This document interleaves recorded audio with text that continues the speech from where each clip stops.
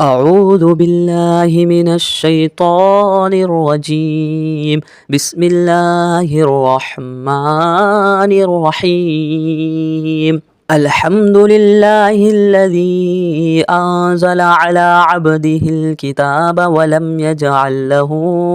عوجا قيما لينذر بأسا شديدا من لدنه ويبشر المؤمنين الذين يعملون الصالحات أن لهم أجرا حسنا ماكثين فيه أبدا وينذر الذين قالوا اتخذ الله ولدا ما لهم به من علم ولا لآبائهم كبرت كلمة تخرج من أفواههم إن يقولون إلا كذبا فلعلك باقع نفسك على آثارهم إن لم يؤمنوا بهذا الحديث أسفا إنا جعلنا ما على الأرض زينة لها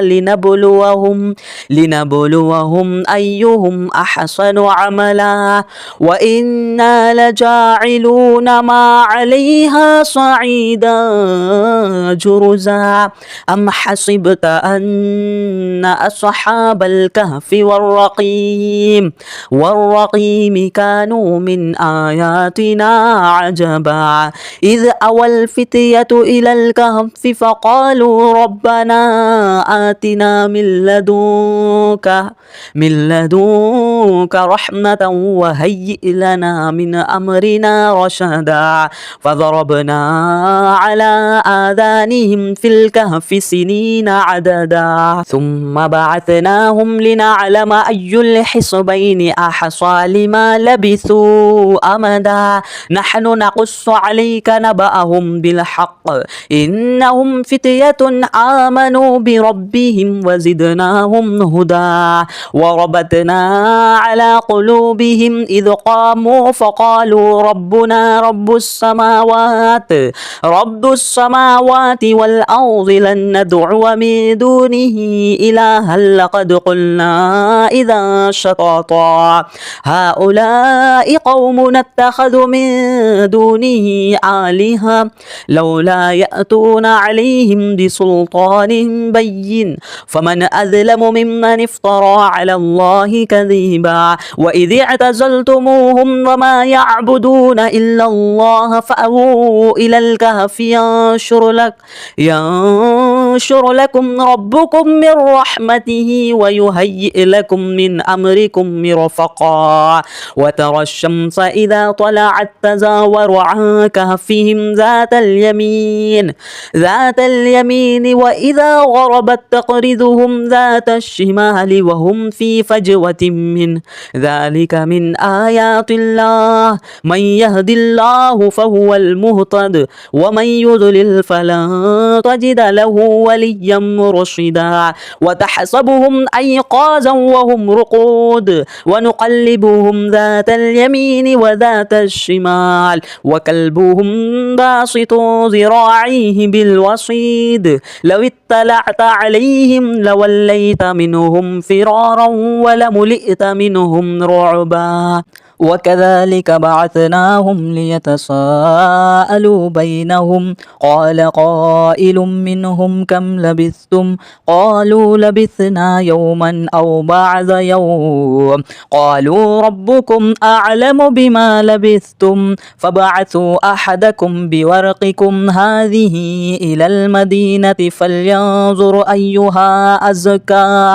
أزكى طعاما فليأتكم برزق منه وليتلطف ولا يشعرن بكم أحدا إنهم إن يظهروا عليكم يرجموكم أو يعيدكم في ملتهم ولا تفلحوا إذا أبدا وكذلك أعثرنا عليهم ليعلموا أن وعد الله حق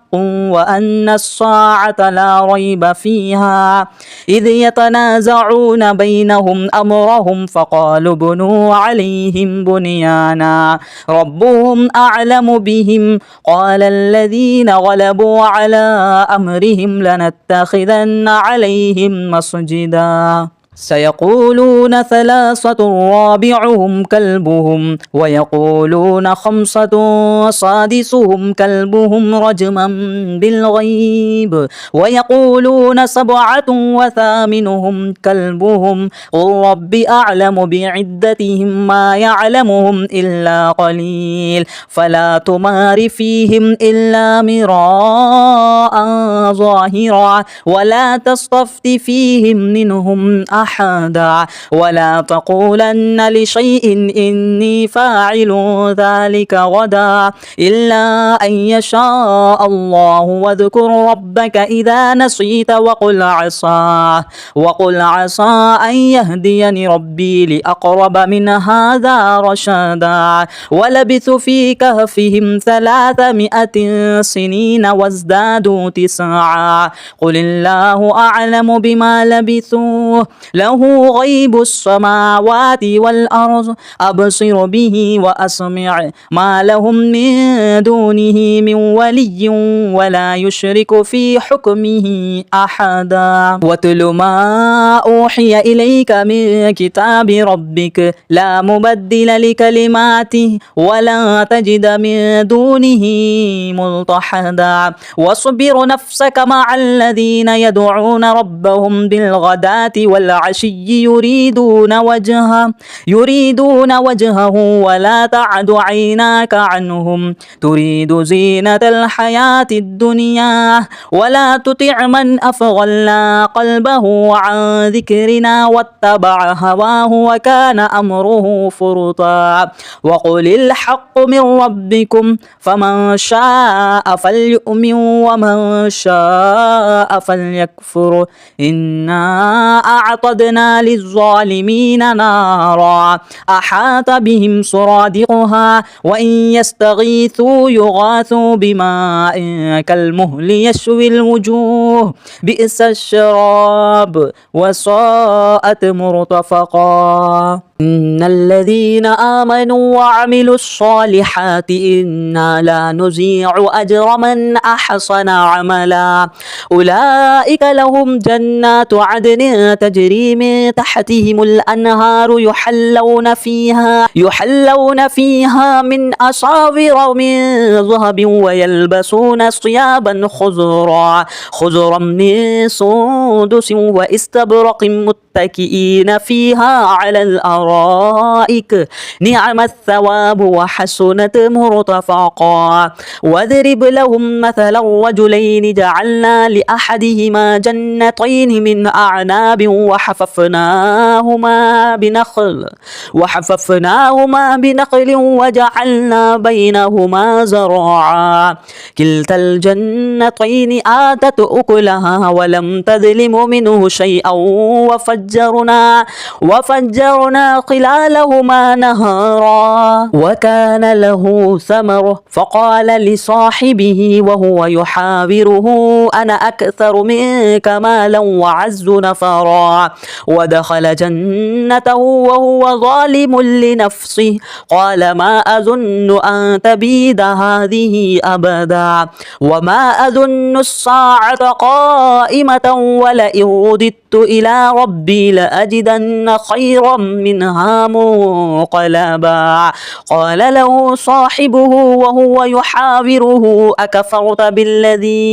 بالذي خلقك من تراب ثم من نطفة ثم سواك رجلا لكن هو الله ربي ولا أشرك بربي أحدا ولولا إذ دخلت جنتك قلت ما شاء الله لا قوة إلا بالله إن ترني أنا أقل منك مالا وولدا فعسى ربي أن يؤتيني خيرا من جنتك ويرسل عليها حسبانا من السماء فتصبح صعيدا زلقا أو يصبح ماؤها غورا رزقا فلا تستطيع له طلبا وأحيط بثمره فأصبح يقلب كفيه على ما أنفق فيها وهي خاوية على عروشها ويقول يا ليتني لم أشرك بربي أحدا ولم تكن له فئة ينصرونه من دون الله وما كان منتصرا هنالك الولاية لله الحق هو خير ثوابا وخير عقبا واضرب لهم مثل الحياة الدنيا كماء إن أنزلناه من السماء فاختلط به نبات الأرض فأصبح هشيما تذروه الرياح وكان الله على كل شيء مقتدرا المال والبنون زينة الحياة الدنيا والباقيات الصالحات خير عند ربك ثوابا وخير أملا ويوم نسير الجبال وترى الأرض بارزة وحشرناهم فلم نغادر منهم أحدا وعرضوا على ربك صفا لقد جئتمونا كما خلقناكم أول مرة بل زعمتم أن لن نجعل لكم موعدا وإذ قلنا للملائكة اسجدوا لآدم فسجدوا إلا إبليس كان من الجن ففسق عن أمر ربه أفتتخذونه وذريته أولياء من دوني وهم لكم عدو بئس للظالمين بدلا ما أشهدتهم خلق السماوات والأرض ولا خلق أنفسهم وما كنت متخذ المضلين عضدا ويوم يقول نادوا شركائي الذين زعمتم فدعوهم فلم يستجيبوا لهم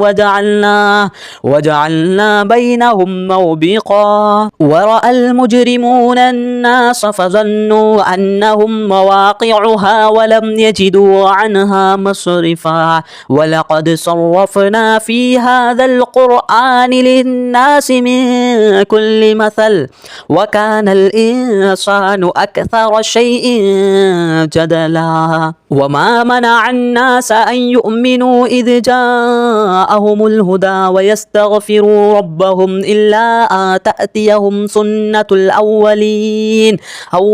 أو يأتيهم العذاب قبلا وما نرسل المرسلين إلا مبشرين ومنذرين ويجادل الذين كفروا بالباطل ليدحضوا به الحق واتخذوا آياتي وما أنذروا هزوا ومن أظلم ممن ذكر بآيات ربه فأعرض عنها ونسي ما قدمت يداه إنا جعلنا على قلوبهم أكنة أن يفقهوا وفي آذانهم وقرا وإن تدعهم إلى الهدى فلن يهتدوا إذا أبدا وربك الغفور ذو الرحمة لو يؤاخذهم بما كسبوا لعجل لهم العذاب بل لهم موعد لن يجدوا من دونه موئلا وتلك القرى أهلكنا لهم لما ظلموا وجعلنا لمهلكهم موعدا وإذ قال موسى لفتاه لا أبرح حتى أبلغ مجمع البحرين أو أمضي حقبا فلما بلغ مجمع بينهما نسي حوطهما فاتخذ سبيله في البحر سرابا فلما جاوز قال لفتاه آتنا غداءنا لقد لقينا من سفرنا هذا نصبا قال أرأيت إذ أوينا إلى الصخرة فإني نسيت الحوت وما أنسانيه إلا الشيطان أن أذكره واتخذ سبيله في البحر عجبا قال ذلك ما كنا نبغي فارتد على آثارهما قصصا فوجد عبدا من عبادنا آتيناه رحمة من عندنا وعلمناه من لدنا علما قال قال له موسى هل أتبعك على أن تعلمني مما علمت رشدا قال إنك لن تستطيع معي صبرا وكيف تصبر على ما لم تحط به خبرا قال ستجدني إن شاء الله صابرا ولا أعصي لك أمرا قال فإن اتبعتني فلا تسألني عن شيء حتى أحدث لك منه ذكرا فانطلقا حتى إذا ركب في السفينة خرقها قال أخرقتها لتغرق أهلها لقد جئت شيئا إمرا قال ألم أقل إنك لن تستطيع معي صبرا قال لا تؤاخذني بما نسيت ولا ترهقني من أمري عسرا فانطلقا حتى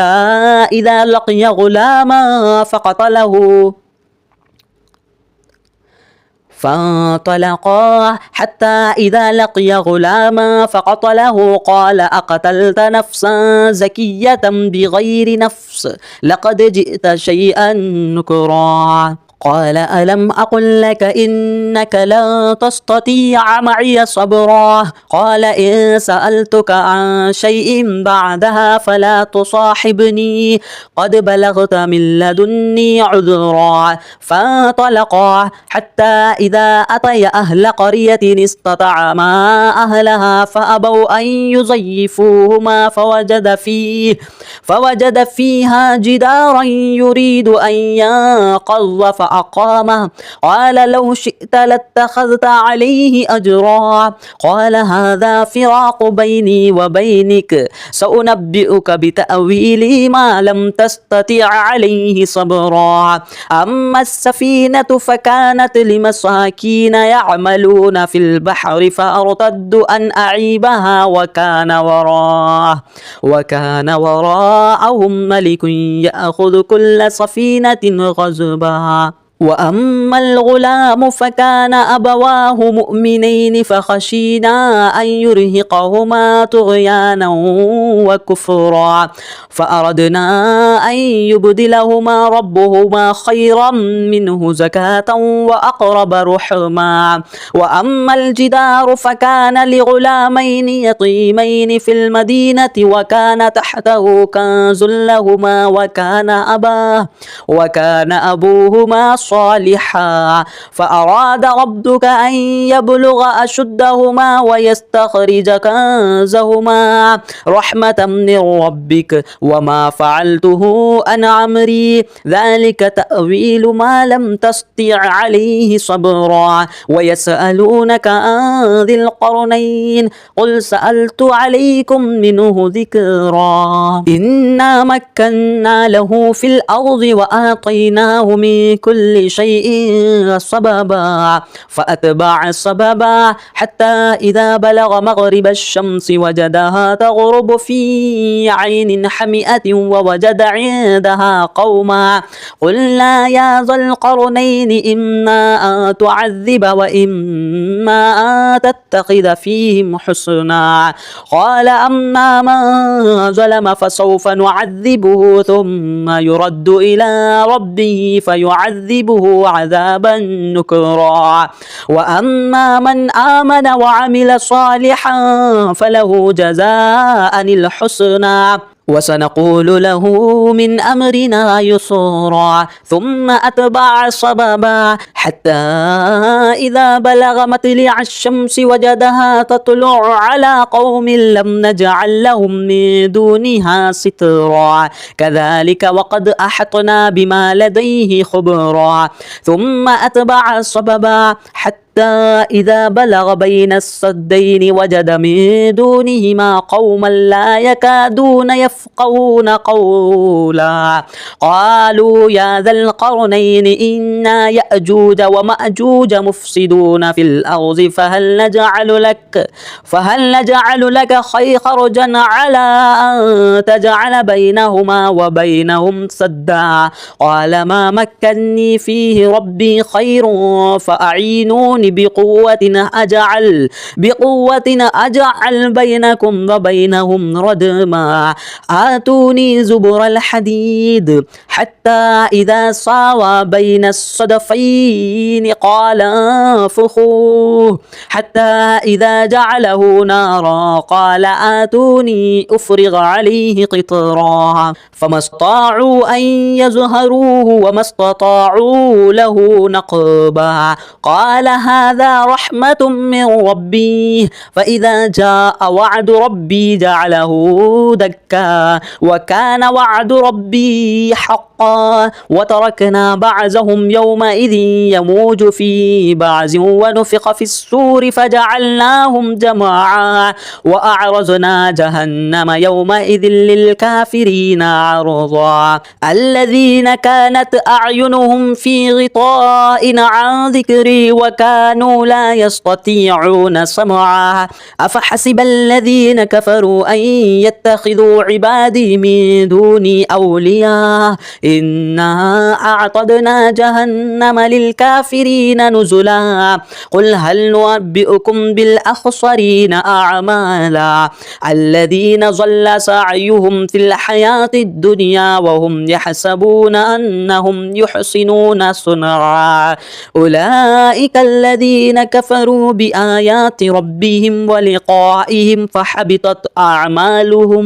فحبطت أعمالهم فلا نقيم لهم يوم القيامة وزنا ذلك جزاؤهم جهنم بما كفروا واتخذوا آياتي ورسلي هزوا إن الذين آمنوا وعملوا الصالحات كانت لهم جنات الفردوس نزلا خالدين فيها لا يبغون عنها حولا قل لو كان البحر مدادا لكلمات ربي لنفد البحر قبل أن تنفد كلمات ربي ولو جئنا بمثله مددا قل إنما أنا بشر مثلكم يوحى إلي أنما إلهكم إله واحد فمن كان يرجو لقاء ربه فليعمل عملا صالحا ولا يشرك بعبادة ربه أحدا.